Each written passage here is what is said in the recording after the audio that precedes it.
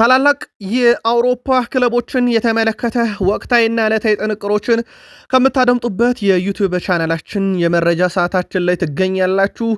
ሊጎች ተመልሰዋል። በርከት ያሉ ጨዋታዎችን እንመለከታለን። ከዚህ ውስጥ በትልቅ ደረጃ ከሚጠበቁ የሊግ መርሃ ግብሮች ተወዳጁ የእንግሊዝ ፕሪሚየር ሊግ በትልቁ ይጠቀሳል። ሊጉ እንግዲህ ከቅዳሜ 9 ሰዓት ጀምሮ ጅማሮን የሚያደርግ ይሆናል። ውድ ቤተሰቦቻችን በአውሮፓ ታላላቅ ክለቦችና ወቅታዊ መረጃዎችን ከማንሳታችን በፊት ግን ሀገራችን ኢትዮጵያ ዛሬ አንድ ትልቅ ውሳኔ ተጠብቃለች ከስፖርቱ ዓለም። ይህ ሰበር መረጃ እኛም እየተከታተል ነው እንገኛለን። ከዛ ውጭ ስለ ኢትዮጵያ እግር ኳስ ሚስጥር አወጣለሁ እያሉ ነው የኢትዮጵያ እግር ኳስ ፌዴሬሽን አቶ ባህሩ ጥላሁን። ይህ እግር ኳስ የበላይ ጠባቂ ፊፋንና የካፍ ፕሬዝዳንትን እናነሳችኋለን አያይዘን። በምክንያት ነው የአፍሪካ ዋንጫ በጉጉት እየተጠበቀ ነው። በርካታ መረጃዎችን ለእናንተ ውድ አድማጮቻችን እናደርሳለን። በአውሮፓ የመረጃ ሰዓታችን ፍሎሬንቲኖ ፔሬዝ መልበሻ ክፍል ሄደው ነበረ። ቀጭን ትዕዛዝ ለማድሪድ ተጫዋቾች ለየት ያለ ነገር ተናግረዋል፣ እናነሷለን። ማድሪድ ባለፉት 32 ዓመት 3 ብቻ ከነገሰበት መድረክ በጊዜ እንደተሰናበተ ይታወቃል። ጉዳቶች አሉ። አሁንም ያንን ጉዳት በእርግጥ ሊተካ የሚችል አንድ በጣም ወሳኝ ተጫዋችም እንዳለ ይታወቃል። ተጨማሪ መረጃዎች እናነሳለን። የባርሴሎና አሰልጣኝ ሃንሲ ፍሊክ እየተከታተልኩት ነው ብሏል። በቅርቡ አይመለከተኝም ያሉትን ጉዳይ ባርሴሎና ቤት ተጨማሪ መረጃ እናነሳለን። ዛሬ የተጠናቀቀ አንድ ትልቅ ዝውውር አለ። በጣሊያን በጀርመን አድርገን ባለመከዋክብቶችም ሁለት ሌጀንዶችን በእግር ኳስ ዓለም እናነሳለን። ተወዳጁ የእንግሊዝ ፕሪሚየር ሊግ ቅዳሜ 9 ሰዓት ከ30 ጀምሮ ጅማሮን ያደርጋል። ያውም በማንቹሪያን ደርቢ ከሲቲ ጋር አያይዘን ሰፊ መረጃ እናነሳለን። የቀድሞ ዩናይትድ ሰው ከሲቲ ጎን መቆሙ አነጋጋሪ ጉዳይ እንደነበረ ይታወቃል። ሪያን ቼርኪን አያይዘን በዛው እናነሳለን። ሲቲዝኖች አብራችሁን ትቆያላችሁ። በቼልሲ የመረጃ ሰዓታችን ከክለቡ ስለተሰናበተ አንድ ተጫዋች እና በቼልሲ በኩል ወደ ክለቡ እንዲመጡ ከሚፈለጉ ተጫዋች ጋር አያይዘን ሰፊ የዝውውር መረጃን ያዝነው። ዛሬ በቼልሲ የመረጃ ሰዓታችን ላይ ሰፊውን ጊዜ የምንወስደው በዝውውር ጉዳይ ላይ ይሆናል ማለት ነው። ከዛ በዘለለ ሳምንቱን ጨዋታ እናነሳለን። የሊቨርፑል አሰልጣኝ አርኔ ስሎት ለምን 15 አጥቂ አይኖረኝም ሳላ በመመለሱ ደስተኛ ነኝ እያሉ ነው። እሳቸው ያ ከሚዲያው ላይ ረግቦ የነበረው ሳላ፣ ሊቨርፑል፣ ስሎት የሚባሉ ስሞች አሁን ዳግም ሊነሱ አንድ ሳምንት ብቻ ቀርቷቸዋል። እሳቸው ግን ደስተኛ ነኝ እያሉ ነው። የእሳቸውን ጋዜጣዊ መግለጫ ተከታትለነዋል፣ ለእናንተ ውድ አድማጮቻችን እናደርሳለን። በተለይም በሳምንቱ መጨረሻ በቡድን ዜና ከጉዳት ጋር በተያያዘ የጥር የዝውውር መስኮት አጠቃላይ ሁኔታ በእሳቸው ጋዜጣዊ መግለጫ የተዳሰሱ ጉዳዮች ስለሆኑ ለሊቨርፑል ደጋፊዎች ሙሉ መረጃውን ከኛ ጋር ከቆያችሁ ትከታተሉታላችሁ። የማንቸስተር ዩናይትድ ጊዜያዊ አሰልጣኝ ማይክል ካሪክ በቡድን ውስጥ እንግዲህ የእሳቸውን መምጣት ተከትሎ የተሻለ እድል ሊያገኙ የሚችሉ የተሻለ እድል የማግኘት ቻንሳቸው በተለይም ከሩበን አሞሪም ዝቅ የሚሉ ተጫዋቾች አሉ። ያው የብሩኖ ፈርናንዴዝ በመጣ በሄደው ሁሉ የቡድኑ ቁልፍ ነው፣ እናነሳዋለን። ምናልባት የእሳቸው አጨዋወት ስታይልና በማንቸስተር ዩናይትድ ምናልባት ምን አይነት ተስፋዎች ይጠበቃሉ የሚሉ መረጃዎችን ከዛ አትሌቲክ ወስደናል። ሜል ስፖርትም በእሳቸው ጉዳይ ላይ የሚለው ነገር አለ። የማንቸስተር ዩናይትድ ወቅታዊ የዝውውር መረጃዎችን እናነሳለን። በሌሳንድሮ ማርቲኔዝ እና በሃላንድ መካከል የሚደረገውን ፉክክር ካሁኑ ትኩረት የሳበው ነው፣ እንመለከተዋለን። ጋዜጣዊ መግለጫ እየሰጡ ነው። በነገራችን ላይ ይህን መረጃ ለእናንተ ስናቀርብላችሁ ማይክል አርቴታ የገነባ ነው ጥሩ ነገር ሜዳ ላይ ማረጋገጥ አለብን እያሉ ይገኛሉ። እሳቸው በተለይም ዮኬሬሽ፣ ዙቤሜንዲ፣ ዴክላን ራይስ እና የአሰልጣኝ ስታፍ አባሉ ጸብ በእርግጥ በማጋሌሽ ገላጋይነት እንደተቋረጠ ይታወቃል። በርካታ ነጥቦችን አንስተዋል። እሳቸው ግን የእሳቸውን ቡድን የሚዳኙት ማይክል ኦሊቨር ናቸውና ጨዋታው ከምንም በላይ በጉጉት ይጠበቃል። ተጨማሪ መረጃዎችን ስለያዘን የአርሰናልም ደጋፊዎች አብራችሁን ቆዩ። ላይክ፣ ሰብስክራይብ፣ ሼር ማድረግ እንዳይረሳ። የሀገር ቤት ጉዳይን ጀመር ነው። ካፍ ስራ አስፈጻሚ ኮሚቴ በዛሬው ዕለት በሞሮኮ ራባት ስብሰባ ያደርጋል። ከጥቂት ደቂቃዎች በኋላ ስብሰባው ይጀምራል። ይህን መረጃ ለእናንተ ስናደርስ በስብሰባው ወቅትም የ2028 የአፍሪካ ዋንጫ አዘጋጅ ሀገር ማን ይሆናል የሚለው ምላሽ ይሰጥበታል። ኢትዮጵያ ውድድሩን የማዘጋጀት ፍላጎት ሲኖራት በተጨማሪ ሞሮኮ ጥያቄ ማቅረቧ ተሰምቷል። በስብሰባው ወቅት የካፍ ስራ አስፈጻሚ ኮሚቴ በተለያዩ ጉዳዮች ላይ ውሳኔ ይሰጣል። ኢትዮጵያ በዚህ ሰዓት ላይ ግዙፍ ስቴዲየሞችን ገንብታ ወደ ማጠናቀቅ ላይ ትገኛለች። በጅማ ግዙፍ ስቴዲየም እየተጠናቀቀ ይገኛል። በመቀሌም በተመሳይ በግንባታ ሂደት ላይ ያለ ባህር ዳር ስቴዲየም፣ እንደዚሁም በሐዋሳ ስቴዲየም እና በአዲስ አበባ የአዲስ አበባ ስቴዲየም እንደሚታወቀው በጣም ውብ በሆነ መንገድ እየተሰራ ነው። ወደ ፍጻሜ እየደረሰ ነው። ከሰሞኑም በፊፋ እውቅና እንደተሰጠ ይታወቃል። ስቴዲየሙ በርካታ ክልሎች ላይ ስቴዲየሞቹ እየተጠናቀቁ ነው እና ዛሬ ትልቅ ዜና ሊሰማ ይችላል። እየተከታተልነው ነው፣ ጉዳዩን እናደርሳችኋለን። የኢትዮጵያ ብሔራዊ ቡድን አሰልጣኝ ዮሐንስ ሳህሌ ማራዶና የድንች ሻጭ ልጅ ነበር፣ ሜሲ ድንክ ነበር፣ ከዛ ተነስቶ እዚህ ደረሰ እያለን እናወራለን። እስኪ ስለ ኢትዮጵያን ተጫዋቾች ታሪክ እንስራ፣ ወጣቶች የሚያነሳሳ ነገር እንስራ፣ እሱ ይጠቅመናል ብዬ ያስባለው። የአውሮፓን እግር ኳስ የተቆጣጠሩ ሰዎች ከየት ተነስተው የት ደረሱ የሚለውን እንደምናወራው የእኛንም እናውራው እያሉ ነው። የሚወራ ነገር አለ ብላችሁ ካሰባችሁ አጋሩን። የኢትዮጵያ እግር ኳስን የሚዘውሩ 7 አይበልጡም ያሉት ደግሞ የኢትዮጵያ እግር ኳስ ፌዴሬሽን አቶ ባህሩ ጥላሁን ናቸው። ከ7ኛ ፖድካስት ጋር ቆይታ ነበራቸው። አንድ ቀን መጽሐፍ እጽፋለሁ እና በማወጣው መጽሐፍ ላይ ሁሉንም እውነቶች በአንድ ቁጭ አደርጋለሁ እያሉ ነው እሳቸው። ምናልባት እዛ የሚጋለጠው ሀቅ ውስጥ የእሳቸው ስም ይኖር ይሆን ወይ? በቀጣይ የምንመለከተው ይሆናል። በአፍሪካ እግር ኳስ ውስጥ እጅግ ሀያል ናቸው ተብለው በትልቁ ይወደሳሉ። ፓትሪስ ሚሴፔ የፊፋ ፕሬዚዳንት ዣን ኢንፋንቲኖ አልጋ ወራሽ ይሆናሉም ተብሎ በትልቁ ስማቸውን አይንቶ ይገኛል። መረጃው የዘ አትሌቲክ ነው። አሁን ላይ ካፍ ፕሬዚዳንት በመሆን እያገለገሉ የሚገኙት ፓትሪስ በሙያቸው ብቃት ያላቸው ጠበቃ ሲሆኑ ምንም እንኳን የማዕድን ማውጣት ፕሮጀክት ጀምረው ቢከስሩም የደቡብ አፍሪካ የመጀመሪያው ጥቁር ቢሊዮነርም ናቸው። ስለዚህ የገንዘብ ችግር ሙስና ጋር በተያዘ ብዙ መሐሜት የሚቀርብባቸው ሰው አይደሉም። አሁን ላይ የሀገሪቱን እግር ኳስ ዘርፎች ስራዎች ማጎልበት መቻላቸውና ከአውሮፓ ቀጥሎ በእግር ኳስ ምርጡ አህጉር አፍሪካ እንድትሆን እያረጉ መምጣቱን ተከትሎ በርካቶችም መወደስ እያቀረቡ ነው በእኚህ ሰው አመራር። እናም እንደዛ አትሌቲክ ዘገባ ከሆነ በርካቶች የዣን ኢንፋንቲኖ አልጋ ወራሽ መሆን ይችላሉ እያሉ በትልቁ ስማቸውን እያነሱ ይገኛሉ። የአፍሪካ ዋንጫ ሊጠናቀቅ የ2 ጨዋታ ዕድሜ ቀርቶታል። በ3ኛ ደረጃ ለማጠናቀቅ የናይጄሪያና የግብፅ ጨዋታ ይጠበቃል።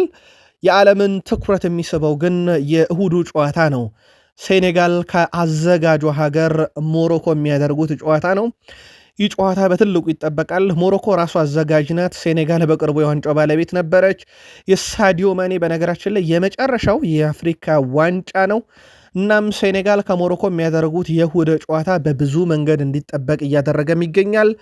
ያው የሰሜን አፍሪካ ሀገራት ደግሜ እንዳልኳችሁ ብዙ የማንነት ጥያቄ የሚነሳባቸው የአፍሪካ ሀገራት ውስጥ ይጠቀሳሉ። በቅርቡ እንደውም የግብፅ ብሔራዊ ቡድን አሰልጣኝ ሆሳም ሐሰን እኛ የአፍሪካና የአረብ አባትም እናትም ነን ብለው ነበር እሳቸውና ሞር ከአረብ ጋር ራሳቸውን ያገናኛሉ። የተቀሩ የአፍሪካ ህዝብ ደግሞ ራሱ እንደ ፒውር አፍሪካን ነው የሚመለከተው። ከዚህ ጋር በተያዘ የበርካታ አፍሪካንን ድጋፍ አላት የምትባለው ሴኔጋል ከአዘጋጇ ሞሮኮ ጋር የሚያደርጉት ጨዋታ በብዙ መንገድ ከሜዳ ውጭ ባሉ ጉዳዮች ራሱ የጨዋታው ግለት እየጨመረ ነው። ተጨማሪ መረጃ በተከታታይ የፕሮግራም ይዘታችን እናካትታለን። የሪያል ማድሪዱ ፕሬዝዳንት ፍሎሬንቲኖ ፔሬዝ ወደ መልበሻ ክፍል አቅንተው ነበረ ከሰሞኑ ተብሏል። ይህም እንግዲህ ለተጫዋቾቹ ከሌቫንቴ ጨዋታ በፊት የተነገራቸው ንግግር ነው። ይህ ንግግር የተደረገው ልክ ያለባሴቴ ጨዋታ ከተጠናቀቀ በኋላ ነው። ፍሎሬንቲኖ ፔሬዝ ወደ መልበሻ ክፍል ያቀኑት። እዛም ሄደው ቀጭን ትዕዛዝ ነው ያስተላለፉት። ከዚህ በኋላ ዣቪ አሎንሶ የሚባል ሰው የለም፣ ሙሉ ኃላፊነቱን እናንተው ተጫዋቾቹ ተወስዱታላችሁ። ስለዚህ ከዚህ በኋላ ኃላፊነት የሚወስድ ዣቪ አሎንሶ የሚባል ሰው ሳይሆን ኃላፊነት የሚወስድ ተጫዋች ብቻ ነው ያለው ብለው ለተጫዋቾቹ ማስጠንቀቂያ ሰጥተው መውጣታቸው ተነግሯል። ያለባሴቴ ሽንፈት በቀላሉ የሚታይ አልሆነም በፍሎሬንቲኖ ፔሬዝ በኩል። ዣቪ አሎንሶ ያው ከክለቡ ሪያል ማድሪድ እኛ ላሰናበት ነው በስምነት የተለያየ ነው እንጂ ማድሪድ አሰናበተው ብላችሁ ዜና ትስሩብን ብለው እንዳሉ ይታወቃል።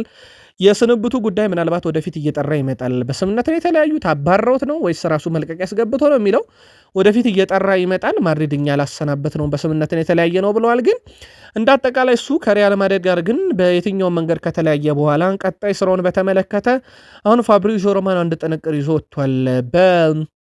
ቅርቡ ወደ አሰልጣኝነት ይመለሳል ብሏል። እናም አዲስ ክለብ ይዞ በቅርቡ እንደምንመለከተው አረጋግጧል። ይህ በ2026ም የሚጠበቅ ነው። እስከ 27 ላ ላይሄድ ይችላል እና በአሰልጣኙ በኩል በቅርቡ ክለብ መረከብ ይፈልጋል። ረጅም ጊዜ እንዲወስድበት አይፈልግም ብሏል እና በቀጣይነት የትኛውን ክለብ ሊረከብ ይችላል የሚለው ግልጽ አይደለም። ምናልባት የአሰልጣኝ ጥያቄ ያለባቸው አውሮፓ ክለቦች ውስጥ ዩናይትድ ይጠቀሳል። ግን የሊቨርፑል የቀድሞ ተጫዋች እንደነበረ የሚዘነጋ አይደለም። ሪያል ማድሪድ ኮፓ ዴላሬን በነገራችን ላይ በ32 ዓመት 3 ጊዜ ብቻ ነው ያነሳው። 2011፣ 2014፣ 2023 ላይ ነው። ያው በዚህ የዋንጫ ዝርዝር ውስጥ ከፍ ብሎ የምናገኛቸው ሰው የአሁኑ የብራዚል ብሔራዊ ቡድን አሰልጣኝ የቀድሞ የሪያል ማድሪድ ካርሎ አንቸሎቲ ናቸው። በዋንጫው ስኬት ላይ በትልቁ የሚነሱት ሰው እሳቸው ነበሩ። ያኔም ይሄን ቡድን ሲያነግሱት የነበረው በሶስት አጋጣሚ በ32 ዓመት ውስጥ እሳቸው አንስተውታል ይሄን ዋንጫ። ከዛ በኋላ ግን አለመጣም። ዣቪ አሎንሶ ቀድሞ ተባረረ። ይህንን ዋንጫ ጉዞን ምንም አይነት እንቅስቃሴ ሳያደርግበት ከዛ በኋላ አዲሱ አሰልጣኝ አርቤሏ ደግሞ ገና በመጀመሪያ ጨዋታው እንደተሰናበተበት ይታወቃል። ኤንድሪክ አሁንም ድጋፌ ለሪያል ማድሪድ ነው ብሏል። የአውሮፓ ሻምፒዮንስ ሊግን እንዲያሸንፉ እመኛለሁ ብሏል። በኦሎምፒክ ሊዮን እየተጫወተ ይገኛል። ኦሎምፒክ ሊዮን በኤሮፕ ሊግ ነው የሚገኘው። ስለዚህ በኤሮፕ ሊግ ክለቤን ለዋንጫ ለማብቃት እጣጣራለሁ፣ የአውሮፓ ሻምፒዮንስ ሊግን ደግሞ ማድሪድ እንዲያነሳ ፈልጋለሁ ብሏል። በሱ እግር ኳስ ህይወት ውስጥ የካርሎ አንቸሎቲን ጉዳይ በተመለከተ መጽሐፍ እጽፍላችኋለሁ ብሏል። በዛ መጽሐፍ ውስጥ የምጠቅሰው ነገር አለ። በዛ መጽሐፍ ውስጥ ብዙ ነገር አካትታለሁ። ከሳቸው ብዙ ነገር ተምሬያለሁኝ። ስለ እግር ኳስ ጨዋታ ብቻ ሳይሆን ስለ እግር ኳስ ህይወትም አስተምረውኛል ብሏል። በእርግጥ ስለሳቸው አሁን ላይ ክፉ መናገር እንኳን ቢፈልግ አያደርገውም። ምክንያቱም እሳቸው የሀገሩ የብራዚል ብሔራዊ ቡድን አሰልጣኝ ናቸው። በቀጣይ ዓለም ዋንጫን መሳተፍ ይፈልጋል፣ ግን የመጠራት እድሉ በጣም ዝቅተኛ ይመስላል። ምናልባት በኦሎምፒክ ሊሆን እንግዲህ በቀሩት የውድድር ዓመት የሚያሳየው ብቃት ግን አዲስ ነገር በተጫዋቹ ህይወት ላይ እስካልጨመረ ድረስ የሪያል ማድሪድ ተጫዋች ኬሊያን ምባፔ የሌቫንቴ ጨዋታ ላይ መድረስ ነገሩ አሁን ወደ አጠራጣሪ ሁኔታ መጥተዋል። ኬሊያን ምባፔ አሁንም ከጉዳቱ ሙሉ ለሙሉ አላጋገመም ተብሏል። ልምምድ እየሰራ ነው፣ ግን የጉዳቱ ስሜት አለ ተብሏል አሁንም። በተጨማሪም በሻምፒዮንስ ሊግ ከሞናኮ ጋር በሚደረገው ጨዋታ መሰለፉ በራሱ 100% እርግጥ ባለመሆኑ ምክንያት ይህንን ተጫዋች በሌቫንቴም ጨዋታ ሊያሳርፉት ይችላሉ እየተባለ ነው። ምባፔ በባርሴሎና ጨዋታ ከጉዳት ጋር መሰለፉ አሰልጣኝ ዣቪ አሎንሶ ስራ ለማዳን ለመሞከር ተብሎ ነበር ተብሏል። በነገራችን ላይ በማድሪድ በተከፈለው መልበሻ ክፍል ውስጥ የዣቪ አሎንሶ ደጋፊና የዣቪ አሎንሶ ተቃዋሚ ውስጥ ኬሊያን ምባፔ ደጋፊ የሆኑ አሰልጣኙን ለማትረፍ በኤል ክላሲኮ ጨዋታ በሱፐር ካፑ ከነ ጉዳቱ ነበረ የተጫወተው፣ ግን አሰልጣኙን አላተረፈውም። ምናልባት እሱን ተክቶ ቢገባ በጣም አስደናቂ ብቃት ያለው ጎንዛሎ ጋርሻ አለ። አሁንም በባለፉት 4 ጨዋታ ላይም በተጫዋቹ በኩል ወደ 5 ግብና 1 አሲስት አለው። በ4 ጨዋታ 6 የግብ አስተዋጽኦ አለው። አትሌቲኮ ማድሪድ ላይ ብቻ ነው የግብ አስተዋጽኦ የሌለው። አልባሴቴ ላይ ግብ አለው። ባርሴሎና ላይ ግብና አሲስት፣ ሪያል ቤቲስ ላይ ሃትሪክ እንደሰራ ይታወቃል። ባለፉት 4 ጨዋታ ኬሊያን ምባፔ ባካፕ ሆኖ ከክለቦች ዓለም ዋንጫ ጀምሮ እስካሁን እንዳለ ይታወቃል። ያው እሱ በተጎዳባቸው ጨዋታዎች ላይ እየገባ ከሰሞኑ የዣቪ አሎንሶን ስንብት በተመለከተ እኔን አይመለከተኝም ጉዳዩ የሪያል ማድሪድ ነው ብለው ነበረ። ዛሬ ደግሞ በቃለ መጠይቅ ላይ ሁኔታዎቹን እየተከታተልን እንገኛለን፣ እንደ አሰልጣኝ ምን እየተካሄደ ነው ሪያል ማድሪድ ውስጥ የሚለው ለእኛ ይጠቅመናልና እንደ ባላንጣ እንከታተለዋለን ጉዳዩን ብለዋል። ያው የቀጥታ የባርሴሎና ተፎካካሪ ምንም ጥርጥር የለውም ሪያል ማድሪድ ነው። እንግዲህ እሳቸው ወደ ቡድኑ ከመጡ በኋላ በኤል ክላሲኮ 6 መርሃ ግብሮችን ተመልክተናል። አንዴ ብቻ ነው ሽንፈት የገጠማቸው፣ እሱም ዘንድሮ በዣቪ አሎንሶ ቡድን የተሸነፉት ነው 2-1። ከዛ ውጪ በ3 የፍጻሜ ጨዋታ ዋንጫ ነጥቀውታል ሪያል ማድሪድን። እሳቸው ከመጡ በኋላ ማድሪድ 2 አሰልጣኝ ቀይሯል። አንቸሎቲም የተሰናበቱት በእሳቸው ዶሚኔሽን ነበረ። አሁን ዣቪ አሎንሶን በሳቸው 1 ዋንጫ ሲነጠቅ እንደተሰናበት ይታወቃል። ጉዳዩን እንከታተላለን፣ ይጠቅመናል ብለዋል እንደ አሰልጣኝ ሃንሲ ፍሊክ። ባርሴሎና ቤት ስላለን አንድ ሰው እናንሳ ወደኋላ መለስ ብለን፣ ሮናልዲኒዮ ጎቾ። በርካቶች እግር ኳስ ለመውደዳቸው ምክንያት ነው። ከወደ ላቲን የመጣ በጣም አዝናኝ ተጫዋች። በአንድ ወቅት ሰዎች አጥብቀው እኔን ይወዱኛል፣ ቆንጆ አይደለውም፣ በዛ አይደለም፣ ነገር ግን በእግር ኳስ ሜዳ ላይ ስለማዝናናቸው ነው በሚለው ንግግሩ ይታወቃል። ምንም ጥያቄ የለውም። ሮናልዲኒዮ ጎቾ እግር ኳስን ተጫውቷታል ብቻ ሳይሆን አዝናንቷል ህዝቡን ማለት በድፍረት መናገር ይቻላል። ሁሉንም አይነት ነገር እግር ኳስ ሜዳ ላይ አድርጎታል ማለትም ይቻላል። ኳስ እሱ ሲይዝ ብዙዎች ተጠግቶትም ለመንጠቅ ሙከራ ከማድረግ ይልቅ ራቅ ብለው ጎን ለጎን እየሮጡ ስፔሶችን መሸፈንን ይመርጣሉ። ምክንያቱም እንዴት አድርጎ ድሪብል አድርጎ እንደሚያልፋቸው ያውቁታል። በርካቶች ባስቆጠረው ግብ ተደንቀዋል። በርካታ የተቃራኒ ቡድን ደጋፊዎች አጨብጭበውለታል። የሪያል ማድሪድ ደጋፊዎች እንኳን በቤርናቤው አጨብጭበውለታል። 647 ጨዋታን በእግር ኳስ ሕይወቱ 236 ጎሎችን 181 አሲስት፣ የዓለም ዋንጫ፣ ሻምፒዮንስ ሊግ፣ የፊፋ የዓመቱ ምርጥ ተጫዋች፣ የባሎንዶር አሸናፊው ከዛሬ 8 ዓመት በፊት ነበር እግር ኳስ በቃኝ ያለው። የተጠናቀቀ ዝውውር አለ። የአስቶን ቪላ የፊት መስመር አጥቂ ዶኒ ማለን የሕክምና ምርመራውን በተሳካ ሁኔታ አጠናቆ ሮማን ተቀላቅሏል። ማለን በአስቶን ቪላ ቤት ደስተኛ ቢሆንም ዋና አጥቂ ሆኖ መጫወት በመፈለጉ ምክንያት ነው ክለቡን የለቀቀው። ተጫዋቹ በ2 ሚሊዮን ፓውንድ የውሰት ክፍያና በ5 ሚሊዮን ፓውንድ የመግዛት ግዴታ ነው ሮማን የተቀላቀለው። አሰልጣኝ ኡናይ ኤምሬ ቡድናቸው ውስጥ ማለንን እንደ አጋዥ ሁለተኛ አጥቂ ያደረገው እንደሚመለከቱ ተገልጿል። ተጫዋቹ ኦሌ ዋትኪንስ ጋር ሳይጣመር ብቻውን የዋና አጥቂ ሚናውን ሲወስድ ስኬታማነቱ አነስተኛ ነበር በሚል ኡናይ ኤምሬ የቡድኑ ቁጥር 1 ሊያደርጉት አልወደዱም። በዛ ላይ ደግሞ ብቻውንም ብዙ ጊዜ እድል አይሰጡትም፣ ወዲያው ቀይሮም ያስወጡታል። ብዙ ተበሳጨ ተጫዋቹና በዚህ ምክንያት ነው አስቶን ቪላን የለቀቀው። የቪላ ደጋፊዎች ብዙ ያልጠበቁት ዝውውር ይመስላል ከሰሞኑ የተፈጸመው። ጀርመን እንሂድ ውድ ቤተሰቦቻችን። በጀርመን ቡንደስሊጋ 3 አጥቂዎችን እናንሳቸው። ሃሪኬን፣ ሆሊሴ እና ሉዊስ ዲያዝ። በነገራችን ላይ በጣም የሚገርመው ነገር 3ቱም የፕሪሚየር ሊግ ተጫዋች ነበሩ በአንድ ወቅት። በቶትንሃም ሃሪኬን፣ ሉዊስ ዲያዝ አምና የሊቨርፑል የዋንጫ ስኬት ቁልፍ ተጫዋች፣ ማይክል ሆሊሴ በፓላስ ቤት በጣም አስደናቂ ጊዜን ካሳለፉ በኋላ 3ቱ በጣም አሁን ለአንድ ቡድን እየተጫወቱ ነው። ከእንግሊዝ ወጥተው ሃሪኬን 35 የግብ አስተዋጽኦ ያለው ዘንድሮ፣ ማይክል ሆሊሴ 29 ያለው፣ ሉዊስ ዲያዝ 25 የግብ አስተዋጽኦ አለው። እነኚህ 3ቱ በድምር 89 የግብ አስተዋጽኦ አላቸው። ምንም ጥያቄ የለውም። የአውሮፓ ምርጡ የፊት መስመር አለ ማለት ይቻላል እዚህ ቡድን ውስጥ። እንደዚህ አይነት ጥምረት ያለ ሌላ ቡድን በአውሮፓ ዙሪያ ልጠቅሱልን ትችላላችሁ? ክርስቲያኖ ሮናልዶ ከሌጀንዶች 2 እናነሳለን ብለናችሁ ነበረ መግቢያችን ላይ። አንደኛው ሮናልዶ ነው። ክርስቲያኖ ሮናልዶ ለሶስተኛ ተከታታይ ዓመት ቁጥር 1 ተከፋይና በስፖርቱ ዘርፍ ብቻ ብዙ ገንዘብ ወደ ካዝናው ገቢ ያደረገ ሆኗል።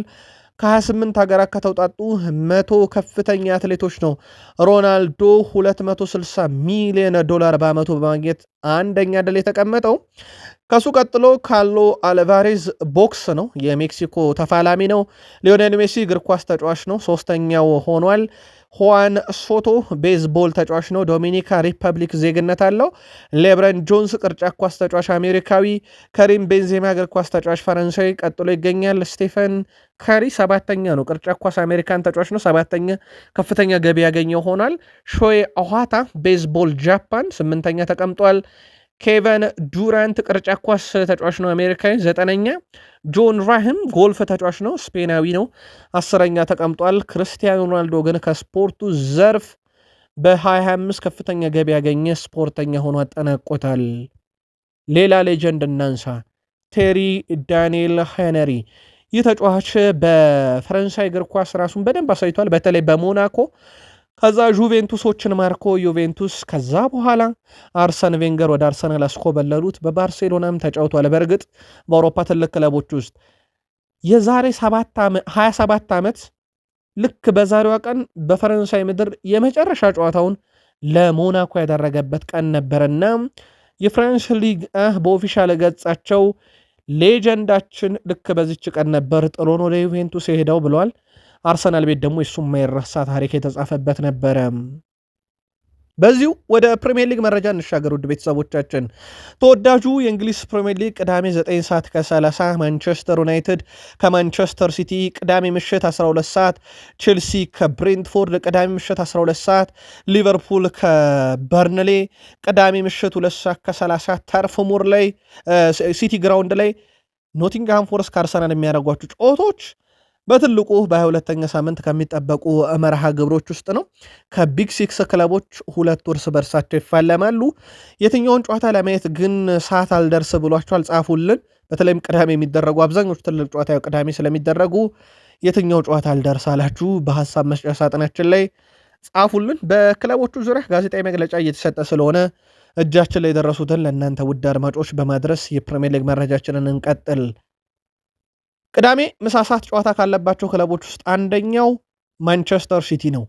ታይጃኒ ራይንደርስ አሁን ካለንበት ተነስተን አርሰናል ላይ ደርሰን አልፈናቸውም ዋንጫውን እንወስዳለን እያለ ነው። ይሄ ገና የፕሪሚየር ሊግ ውድድር ዓመት ገና ነው እያለ የሚገኘው ታይጃኒ ራይንደርስ በማንቸስተር ደርቢ ትልቅ ጨዋታ ይጠብቀናል።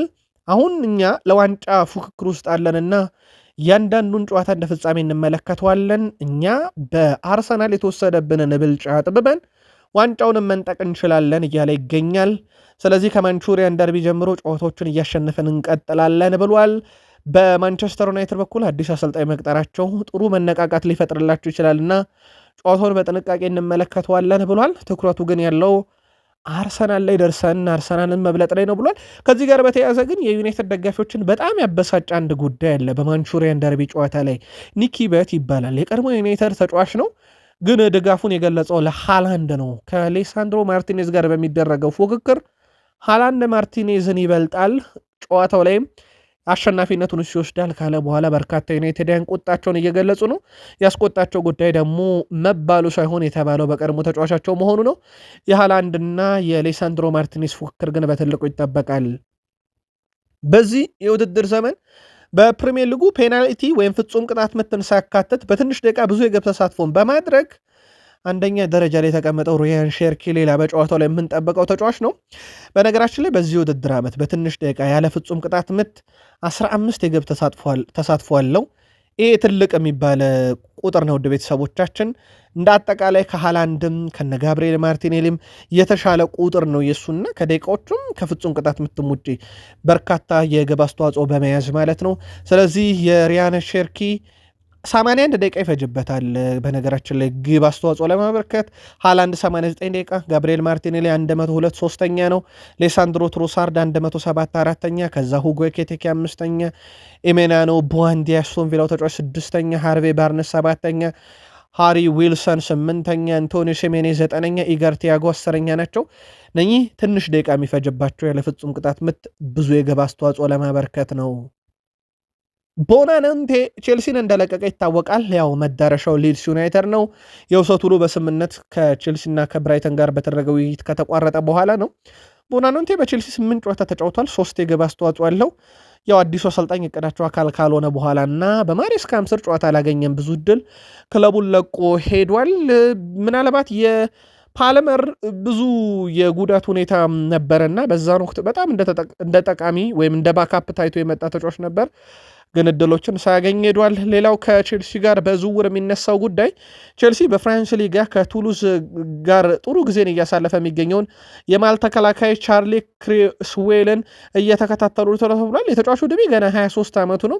በመሃል ተከላካይነት ነው በዝርዝር ውስጥ የተያዘው። ክሪስዌል እንግሊዛዊ ሲሆን በዚህ የውድድር ዘመንም ለክለቡ ቱሉዝ 18 ጨዋታዎችን ያደርጉ ያው ተከላካይ ሆኖ 3 ጎል እና 2 አሲስት አለው። እንደዚህ አይነት ሁለገብና ወጣት ተከላካይ ይፈለጋል ተብሏል። በቀጣይ ቼልሲዎች የተጫዋቹን ወኪልም ያናግራሉ ተብሏል። ከዚህ ጋር በተያዘ ፋብሪዚዮ ሮማኖም አንድ ማረጋገጫ ይዞ ወጥቷል። ቼልሲ በማሬስካ ስር በነበረ ሰዓት የመሃል ተከላካይ ለማምጣት እቅዶች ነበሩ፣ ውይይቶችም ነበሩ ብሏል። አሁን የማሬስካ ስንብት ከመጣም በኋላ ከሊያም ሮዘኒየር ጋር ውይይቶቹ ቀጥለዋል። ቼልሲዎችም በቀጣይነት እንግዲህ የትኛውን ተጫዋች እናምጣ በሚለው ጉዳይ ላይ ውይይቶቹን ሲቀጥሉ በመለማዮቻቸው በኩል እንዳልኳችሁ እንደዚህ ወጣት ተጫዋቾችንም እየተመለከቱ ነው። እንደ ቻርሊ ክሪስዌልን ያለ የጆሹዋ ቺፔንግ ጉዳይ እስካሁን በክለቡ የመጨረሻ ውሳኔ ያልተሰጠበትም። ምናልባት የአዲሱ አሰልጣኝ የውሳኔ ስልጣን ደረጃ በጣም ጠባብ ነውና ቦርዱ ምን ይወሰናል የሚለው ግን ሞር ቼልሲ ቤት ነገሮችን እያጠራ የሚመጣ ይሆናል። በማለዳውም ጥንቅራችን ይህን ጉዳይ አንስተነዋል።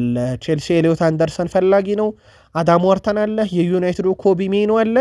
በጥር የዝውውር መስኮት ብዙ ከዋክብትን ለማስፈረም በጣም አስቸጋሪ እንደሆነ የተረዱት ቼልሲዎችም ኤሊዮት አንደርሰንን በቀጣይ ቀናት አግኝተው ማናገር ይፈልጋሉ ተብሏል። ተጫዋቹን በየትኛው የዝውውር መስኮት ማግኘት እንደሚቻልና በየትኛው የዝውውር መስኮት ተጫዋቹ ለማግኘት ምን ያስፈልጋል በሚል ጉዳይ ላይ በቀጣይ ቀናት ውይይት ያደርጋሉ ተብሏል። የኤሊዮት አንደርሰን ዝውውር ቀላል የሚባል አይደለም። ውድ ቤተሰቦቻችን በርካታ ፈላጊዎች አሉት። ስለዚህ ቀላል ዝውውር ይሆናል ተብሎ አይጠበቅም። ግን በቼልሲ በኩል ሙከራዎች ይደረጋሉ ተብሏል። ቼልሲን ካነሳን ቼልሲ ከብሬንትፎርድ ቅዳሜ በኢትዮጵያን ቀን አቆጣጠር ጥር 9 አመሻሽ 12 ሰዓት ስታንፎርድ ብሪጅ ላይ የለንደን ደርቢ ጨዋታ ይጠብቃችኋል ከብሬንትፎርድ ጋር። እንግሊዝ ውስጥ ያው በርካታ ያሉ የለንደን ክለቦች እንዳሉ ይታወቃል። የእንግሊዝ ፕሪሚየር ሊግ የወሩን ምርጥ ይፋ አድርጓል። ውድ ቤተሰቦቻችን የእንግሊዝ ፕሪሚየር ሊግ የ2025/26 የውድድር ዓመት የወራት ታህሳስ የወሩ ምርጥ ተጫዋች ይፋ ተደርጓል። በዚህ መሰረት የሊሱ የፊት መስመር አጥቂ ዶሚኒክ ካልቨርት ሊዊን የወሩ ምርጥ ተጫዋች በመሆን መመረጥ ችሏል። ካልቨርት ሊዊን በወሩ ባደረጋቸው 5 የሊግ መርሃ ግብሮች 6 ጎሎችን በማስቆጠር ድንቅ ጊዜን ከሊድስ ጋር አሳልፏል። ምናልባት የዳንኤል ፋርከንም ስንብት እውን እንዳይሆን ካደረጉ ተጫዋቾች ውስጥ አንደኛው ነው። ተከታታይ ጎሎችን አስቆጥሮም ነበረ። በተጫዋቹ በኩል በነፃ የለቀቀ ተጫዋች እንደነበረ እናስታውሳለን ከኤቨርተን ጋር። በነገራችን ላይ ዶሚኒክ ካልቨርት ሊዊን ሲያሸንፍ አብረውት ሪያን ሼርኪ፣ ሁጎ ኤኬቴኬ፣ ፊል ፎደን፣ ኤርሊንግ ብሮታላንድ፣ ሞርጋን ሮጀርስ፣ ኦሌ ዋትኪንስ እና ዊልሰንን የመሳሰሉ እጩዎች ያውም ሲቲ 3 እጩ ባቀረበበት፣ አስቶን ቪላ 2፣ ሊቨርፑል እና ፉልሃም አንዳንድ እጩ ባቀረቡበት ዝርዝር ውስጥ ዶሚኒክ ካልቨርት ሊዊን የእንግሊዝ ፕሪሚየር ሊግ የታህሳስ ወር ምርጥ ተጫዋች ተብሎ ተመርጧል። ይገባዋል አይገባውም? በሐሳብ መስጫ ሳጥናችን ላይ ጻፉልን። የሊቨርፑል አሰልጣኝ አርኔ ስሎት ለምን 15 አጥቂ አይኖረኝም? ሳላህ መመለሱ ያስደስተኛል ብለዋል። የሊቨርፑል አሰልጣኝ አርኔ ስሎት ሳላህ ወደ ሊቨርፑል ሊመለስ በመሆኑ ደስተኛ ነኝ ብለዋል። ሳላህ ከግብፅ ጋር ጨዋታ አለበት፣ ከዛ ወደ ክለቡ ይመለሳል። ሊመለስ በመሆኑ በጣም ደስተኛ ነኝ ብለዋል። ሳላ ለክለቡም ለእኔም በግል ወሳኝ ተጫዋች ነው ያሉት አርኔ ስሎት፣ ስለዚህ በመመለሱ እኔ ደስተኛ ነኝ። 15 አጥቂ ቢኖረኝ እንኳን ያስፈልገኛል። ከግብፅ ብሔራዊ ቡድን ጋር የደረጃ ጨዋታ ያደርጋል። መልካሙን ሁሉ እንዲገጥመው እመኛለሁ። የእሱን መመለስ እንሻለን፣ እኔም አጥብቄ ሻለው ብለዋል። በዚህ ጉዳይ ላይ በተያያዘ እንግዲህ ሚዲያው ላይ ትንሽ ረገብ ብሎ የነበረው ነገር ውድ ቤተሰቦቻችን ዳግም መመለሱ አይቀርም። የአፍሪካ ዋንጫ ያረገበው ጉዳይ ነበር። እንደውም በርካቶች ሳላ ሳይናገር ብሄር ነበር ወደ አፍሪካ ዋንጫ ጥሩ፣ ምክንያቱም ብዙ ነገር ይረጋጋ ነበር ብለው ነበረ። በኋላም ላይ በእርቅ ጉዳዩን ፈተውት የተወሰነ ጨዋታ ጊዜን አግኝቶ ነበር። እንግዲህ ቀጣይ ሳምንት ጀምሮ የቡድኑ አካል ይሆናል። ሁጎ ኤኬቴኬ በእግር ኳስ ሕይወቱ እንዳጠቃላይ 184 ጨዋታዎችን አድርጓል። 63 ጎል 29 አሲስት ደርሷል። በአማካይ በሁለት ጨዋታ አንድ የጎል ተሳትፏል ያደርጋል እንደማለት ነው። ገና 23 ዓመቱ ነው። እሳቸው በጣም ከሚመኩበት አጥቂና ሊቨርፑሎች ራሳቸውም በክረምት ካደረጉት ዝውውር አንጻር ምናልባት አምና በዳርዊን ኑኔዝ የተማረረ ቡድን ነበረና በጣም ድንቅ አጥቂ ያገኙ ይመስላል። በእርግጥ ሌላ በፕሪሚየር ሊጉ አስደናቂ አጥቂ ገዝተው ነበረ። ኢሳክ ገና እየተላመደ ተጎድቶባቸው ለረጅም ጊዜ እንደሌለ ይታወቃል። ግን ሁጎ ኤኪቲኬ ከጉዳት ተመልሷል። በሳምንቱ ይጠበቃል። ሊቨርፑል ቤት እንደ አዲስ ፈራሚ አይደለም። በጣም አስደናቂ ቁጥሮች እንዳሉት ይታወቃል። እሳቸው በጋዜጣዊ መግለጫ ላይ በመሃል ሜዳ ላይ ያሉ ተጫዋቾች ባህሪያቸው ከኳስ ጋር ምቾት የሚሰማቸውና ከኳስ ጋር ጊዜ የሚያሳልፉ ናቸው። አሁን ላይ በፕሪሚየር ሊጉ ፍጥነት ደግሞ ይህንን ባህሪ በተወሰነ መልኩ አይደግፈውም። ከተመለከታችሁ እኛ ላይ ሁሉ ከግማሽ በላይ ጎሎች የተቆጠሩብን በመልሶ ማጥቃት በመጡ ኳሶች ነው። ስለዚህ ይህንን ማሻሻል አለብን። በዚህ ዙሪያ እየተነጋገረን ነው እና የመሃል ሜዳ ክፍል ላይ የተወሰነ ነገር ማሻሻል አለብን ብሏል። ከፒኤስቪ ጨዋታ በኋላ መሻሻሎች አሳይተናል። ተከታታይ አንድ ጨዋታ አልተሸነፍንም። ምንም እንኳን እንደ አምናው ባይሆንም ደረጃችን አሁን በተወሰነ መልኩ ተሻሽሏል። ግን የመሃል ሜዳ አጮት ስታይል አሁን ከምቾት የሚነሳ አይነት የፕሪሚየር ሊግ አጮት ስታይል ጋር በተያዘ መሻሻል አለብን ብለዋል። ሌላ እሳቸው አንዲ ሮበርትሰንን በተመለከተ ስለተናገረው ነገር ትልቅ ምስጋና ማቅረብ አለብኝ። በጣም ጎበዝ ነው። የሚናገረውን ነገር ሁሉ መረዳት ችያለሁ። እያንዳንዱ ተጫዋች እያንዳንዱ ጨዋታ ሳይጀምር የራሱ ስሜት ሊኖር ይገባል። ነገር ግን እዚህ በመጫወቱ በጣም ደስተኛ ነው ብለዋል። ያው ከሰሞኑ የኮንትራቱ የመጨረሻ 6 ወር ላይ ነውና ይቆይ አይቆይ በሚለው ጉዳይ ላይም እስካሁን ግልጽ እንዳልሆነ ይታወቃል። አንዲ ሮበርትሰን ሊቨርፑል ላደረገው ነገር ክብር ይገባዋል እያለ የሚገኘው ደግሞ ጁድ ሞሪስ ነው። ከስካይ ስፖርት ጋር ቆይታ ነበረው። ጁድ ሞሪስ የስካይ ስፖርት እግር ኳስ ተንታኝ ጂድ ሞሪስ አንዲ ሮበርትሰን ለሊቨርፑል ያበረከተው አስተዋጽኦ አቅልሎ ማየት እንደሌለባቸው ተናግሮ ሮበርትሰን ለቡድኑ ታማኝ ደረጃውን የጠበቀ ተጫዋች ከመሆንም በላይ በመለሻ ክፍል ውስጥ ከሚሰራው የቡድን ስራ አንጻርም ድንቅ ነው ብሏል። ሞሪስ እኔ ሊቨርፑል ቤት የስራ ኃላፊ በሆን ኖሮ አንዲ ሮበርትሰን ክለቡን እንዲለቅ በፍጹም አልፈቅድለትም ብሏል። ያው ድርድሮች፣ ውይይቶች አሉ። ምናልባት በምን አይነት መንገድ ስምነቱ ይቋጫል የሚለው ነገር በቀጣይነት የሚወሰን ይሆናል። በቃል ስፖርት ዩቲዩብ ቻናልም ከሰሞኑ ድርድር እንዳለና የአንዲ ሮበርትሰን ቆይታ ጉዳይ በቀጣይ ቀናት እንደሚወሰን እኛም ነግረናቸዋል። እየተከታተልነው ነው። በመረጃ ሰዓታችን ለእናንተ ውድ አድማጮቻችን በተለይ ለሊቨርፑል ደጋፊዎች እናደርሳለን። በሀሳብ ደረጃ 11 ጨዋታ ለመሸነፍ ሳይሆን በተከታታይ 11 ድሎች ማስመዝገብ ነው ያለብን። ቪላ በተከታታይ ብዙ ጨዋታ አሸንፏል። አሁን በጣም የተሻለ ቦታ ላይ የተገኘው ስላልተሸነፈ ሳይሆን 11 ተከታታይ ጨዋታ ስላሸነፈ ነው። ስለዚህ እኛም ያንን ነገር ማምጣት አለብን ብለዋል አርኔ ስሎት። የጥር እቅዶቻቸውን ተጠይቀው ነበር። ሁሉም ሰው በጥር የዝውውር መስኮት ላይ ቡድኑን ማጠናከር ይፈልጋል። እኛም ስላሉ ነገሮች እንመለከታለን። በዝውውር መስኮቱ እርምጃ እንወስዳለን ማለት ግን ላይሆን ይችላል። ነገር ግን ሁሉም ሰው በዚህ ቡድን እርግጠኛ ነው ብሏል። እሳቸው በጎደለን ነገር አይተን እንሞላለን። ይህ ማለት በዝውውር መስኮቱ እስኪዘጋ ድረስ የሆነ አዲስ ነገር ሊከሰት ይችላል። ልናስፈርምም ላናስፈርምም እንችላለን፣ ግን የሚወሰነው በሁኔታዎች ላይ ነው ብለዋል። ምናልባት የአፍሪካ ዋንጫ ስለተጠናቀቀም የጥር የዝውውር መስኮት ላይ የተወሰነ ተጽዕኖ ሊኖረው ይችላል ተብሎ ይጠበቃል። ስለዚህ ከቀጣይ ሰኞ ጀምሮ አንዳንድ ነገሮችን ልንሰማ እንችላለን በየክለቦቹ። እሳቸውም እናስፈርም አናስፈርም የሚለውን ጉዳይ በጊዜ ሂደት እናያለን፣ የሆነ ነገር ሊከሰት ይችላል ብለዋል። ከዩናይትድ ጋር በተያያዘም አሰልጣኝ ማይክል ካሪክ ቡድኑን ከተቀላቀሉ በኋላ እንግዲህ እድል ሊያገኙ የሚችሉና እድል ሊያጡ የሚችሉ ብዙ ተጫዋቾች አሉ። ለአብነት ያክል እየተጠበቀ የሚገኘው ኮቢ ሜኖ ነው። በቡድን ውስጥ እንግዲህ በእሳቸው የጨዋታ ስታይል ውስጥ ሞር የአጥቂ አማካይ ሆኖ ይጫወታል ተብሎ ይጠበቃል። ይህ ተጫዋች የእሳቸውን አጨዋወት እንመለስበታለን። ምናልባት ምን አይነት ስጋቶች ይኖሩታል በሚል በኮቢ ሜኖ በኩል እንደሚታወቀው ተጫዋቹን ኳሶቹን ወደፊት በማቀበል በድሪብል በስኬታማ ኳሶቹ ይታወቃል። ሞር ከተከላካይ አማካይነት ይልቅ የአጥቂ አማካይ ሆኖ መጫወትን ይመርጣል። ማይክል ካሪክም በአንድ ጋዜጣዊ መግለጫ ላይ ስለ ተጫዋቹም ሲናገሩ በማንቸስተር ዩናይትድ ቤት ውስጥ እንደሱ ያለ ተጫዋች ስላለን ጥሩ ነው። ሜኖ በእኔ ቡድን ውስጥ በደንብ እቅዶቼን መተግበር የምችልበት አይነት ተጫዋች ነው ብለው ማሞካሸታቸው የሚታወቅ ነው። በእርግጥ እድል ባገኘበትም ጨዋታ በኤፍ ኤ ካፕ የተወሰነ ነገር አይተናል። ያው ኮቢ ሜኖ ሞር በዚህ ዓመት ይልቅ በኤሪክ ቴናግ ዘመን የሚታወቀው ተጫዋች ነው። እሳቸው እንዴት አድርገው ለቡድኑ ይሄን ተጫዋች መልሶ የቡድን ግንባታ አካል ያደርጉታል የሚለው ይጠበቃል። እድል ላያገኙ ይችላሉ ተብሎ ደግሞ በስጋት ውስጥ ያሉት እነ ሜሰን ማውንት ናቸው። ምናልባት በዳረን ፍሌቸር ስር በ4-2-3-1 አሰላለፍ ያሳየው ጥሩ ያልሆነ የጨዋታ እንቅስቃሴ በአራት ተከላካይ በሚጫወተው ማንቸስተር ዩናይትድ ውስጥ ያው የአንድ ተከላካይ ጭማሪ ይኖራልና እንደ ሜሰን ማውንት ያለ ተጫዋች ላይ እድል ላያገኝ ይችላል። ምክንያቱም እሳቸው ኮቢ ሜኖን ሊያስቀድሙ ይችላሉ። በማይክል ካሪክ ረዳት አሰልጣኝ ስቲቭ ሆላንድ ተወዳጁ ተጫዋች ነው። ከብሩኖ ፈርናንዴስ ከማቲያስ ኩኛ እና ከኮቢ ሜኖ አንጻር ምናልባትም ሜሰን ማውንት በተወሰነ መንገድ እድል ሊያጣ ይችላል ተብሏል። ግን ሜሰን ማውንት ጉዳይ ጥቂት ጨዋታዎችም ከጉዳት ነጻ ሆኖ የሚገኝ ስለሆነ ብዙ መልበሻ ክፍሉን አለመሰለፍ ይረብሸዋል ተብሎ ላይጠበቅ ይችላል። ያው እንዳልኳችሁ ብዙውን ጊዜ በጉዳት ከሜዳ ውጭ የሚሆን ተጫዋች ስለሆነ ሁስኮርድ የማንቸስተር ዩናይትዱን ተጫዋች ብሩኖ ፈርናንዴዝን በቁጥር ይገልጿል። ግን ብሩኖ ፈርናንዴዝ በማይክል ካሪክ ውስጥ እንግዲህ ቦታ ጣለው ብሎ የሚሰጋ አይነት ተጫዋች አይደለም። ብሩኖ ዩናይትድን ከረገጠበት ቀን ጀምሮ አሰልጣኞች ይቀያየራሉ። ኦሊገነ ሶልሼርን አይተናል፣ ኤሪክ ቴንሃግን አይተናል፣ ማይክል ካሪክን አይተናል፣ ዳረን ፍሌቸርን አይተናል፣ ሩድ ቫን ኒስትሮን አይተናል። በሁሉም ቋሚ ነው። እሱ እድል ያጣል ተብሎ የሚታሰበው ተጫዋች አይደለም። ይልቅ ዩናይትዳውያን እሱ በመጣ በሄደ አሰልጣኝ እድል ያጣል ሳይሆን ይቆያል አይቆይም በዩናይትድ የሚለው ነው አሁን ትልቁ ጉዳይ። ሁስኮርድ በቦታው ላይ ከሚጫወቱ ተጫዋቾች ውስጥ ብሩኖ ፈርናንዴስ 7.4 የጨዋታ ሬቲንግ በማግኘት በአንደኛ ደረጃ ላይ ተቀምጧል እስከ ሁለተኛ ሳምንት። ዴክላን ራይስ፣ ብሩኖ ጉማሬሽ፣ ጄምስ ጋርነር፣ ግራኒት ዣካ እያለ ይቀጥላል።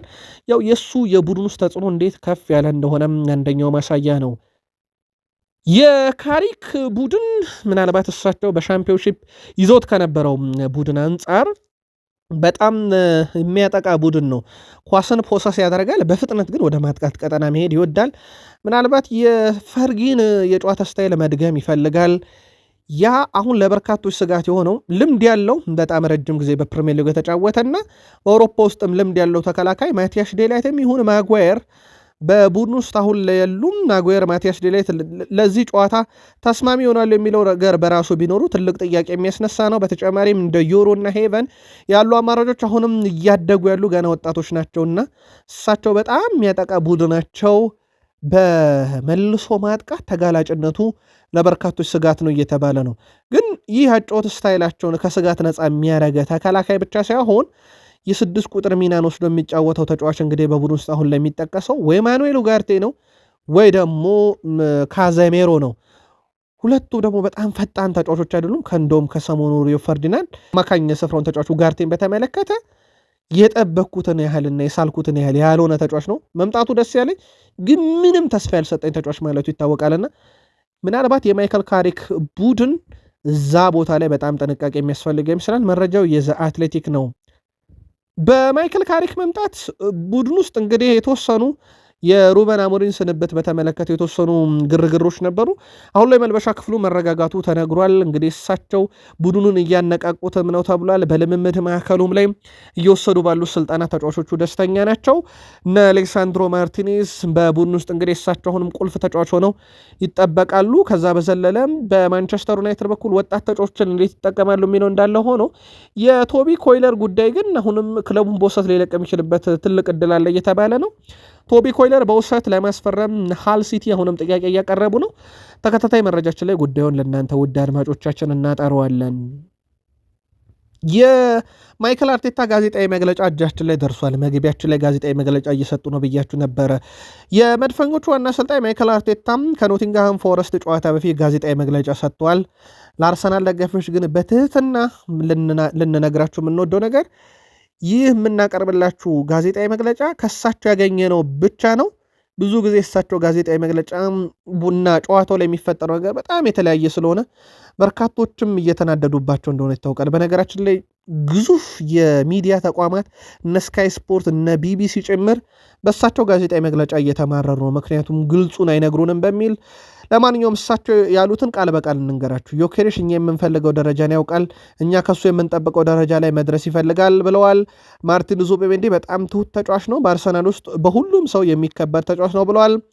ጥሩ እያደረግን ነው፣ ነገር ግን ዋናው ነገር ይህ በእያንዳንዱ ጨዋታ ማረጋገጥ አለብን ሲሉ ነገሮች ከጨዋታ ጨዋታ መላመድ አለብን። አሁን ብዙ ተጫዋቾች ወደ ሜዳ ተመልሷል፣ ይህ በይበልጥ አማራጭ ይሰጠናል ብለዋል።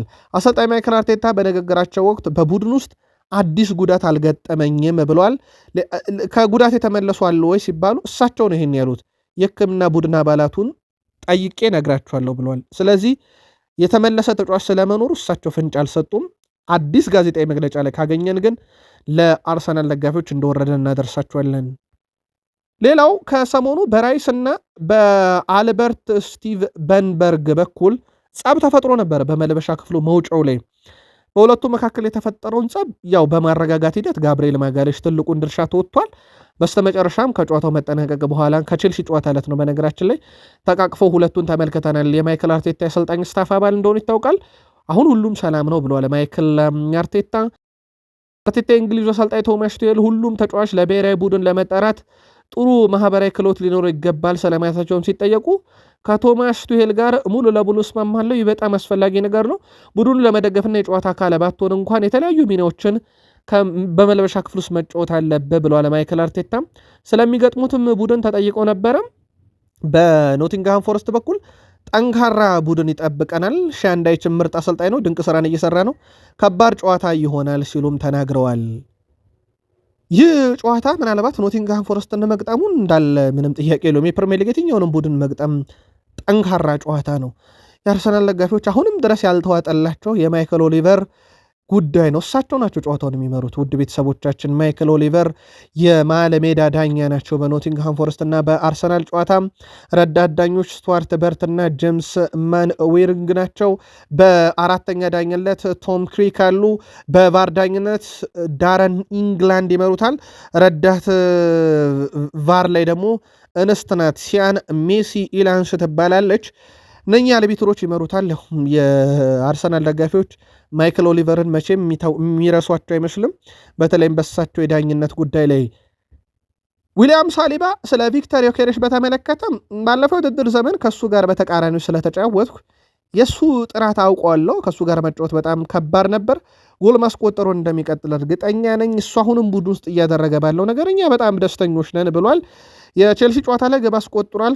በኖቲንግሃም ፎረስት ውስጥ ጨዋታ ሰማያዊ መለያ ለብሰው ሲጫወቱ እንዴት ይሆንለታል የሚለው ይጠበቃል። ያው እንግዳ ቡድን ስለሆነ ውሃ ሰማያዊን መለያ ለብሶ ነው ጨዋታውን የሚያደርገው አርሰናል። ምናልባት ለአርሰናል ደጋፊዎች አንድ ጥያቄ ግን እናንሳ። አንቶኒ ሴሜኔ ምርጫው ለአርሰናል መጫወት ነበረ። አርሰናሎች ግድ የለም ዋስትና አንሰጥህም፣ ግን ቀጣይ ክረምት ላይ ጠብቀን አሉት። ተጫዋቹ ደግሞ በማይክል አርቴታም በአንድሪያ ቤርታም ልናመጣ እንችላለን፣ ግን እናመጣህለን ብለን ዋስትና አንሰጥህም ካሉት በኋላ እሱ በቀጥታ ሲቲ እንደመረጠ ይታወቃል። ግን ልቡ ያለው አርሰናል ነበር። አሁን በሲቲ እያሳየ ከሚገኘው እንቅስቃሴ አንጻር አርሰናል ይሄን ተጫዋች ማስፈረም ነበረበት ወይንስ ያለው ስኳድ በቂ ነው? ጻፉልን። ቀጣይ ሌሎች ተጨማሪ መረጃዎችን ይዘን እንመጣለን። አበቃል።